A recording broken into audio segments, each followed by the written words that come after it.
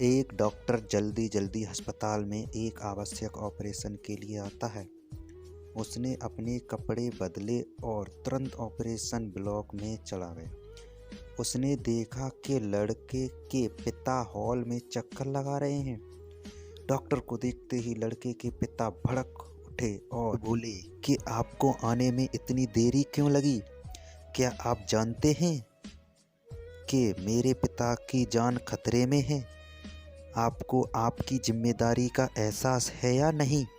Doctor ने मुस्कुराया और बोला कि माफ़ कीजिएगा, मैं अस्पताल में नहीं था, मैं जल्दी हो सका आ गया। अब चाहूँगा कि आप शांत हो जाएं ताकि मैं अपना काम शुरू कर सकूं।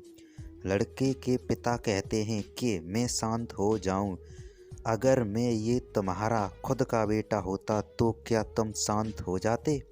अगर तुम्हारा बेटा अभी मर जाए तो क्या करोगे? लड़के के पिता ने चिल्लाकर पूछा। डॉक्टर फिर मुस्कुराए और बोले कि मैं वही करूँगा जो बाहुबल में हुआ है। हम मिट्टी से आते हैं और मिट्टी को लौट जाते हैं। आप जाइए और अपने बेटे के लिए प्रार्थना कीजिए। भगवान की कृपा से हम अपनी तरफ से सबसे अच्छा करने की कोशिश करेंगे। उसके बाद लड़के का पिता बड़बड़ाया और बोले कि बहुत आसान होता है सलाह देना, जब खुद का कोई लेना देना नहीं होता।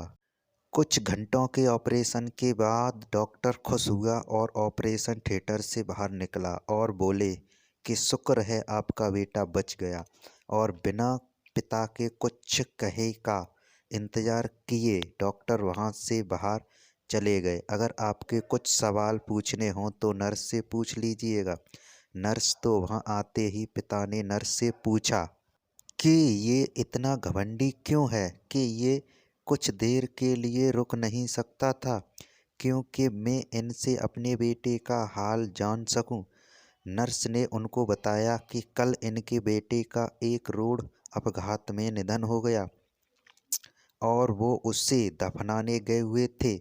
जब हमने उन्हें आपके बेटे के ऑपरेशन के लिए उन्हें बुलावा भेजा, तब वो अपने बेटे का ऑपरेशन करने के लिए वहाँ से निकल आए थे। तो इस कहानी से हमें यही सीखने को मिलता है कि हर परिस्थिति में शांत रहें ताकि आप अपने लिए बेहतर निर्णय ले सकें, चाहे वो ज़िंदगी में हो या आपके व्यवसाय में हो। कहानी कैसी लगी दोस्तों? आप कमेंट बॉक्स में ज़रूर बताएं।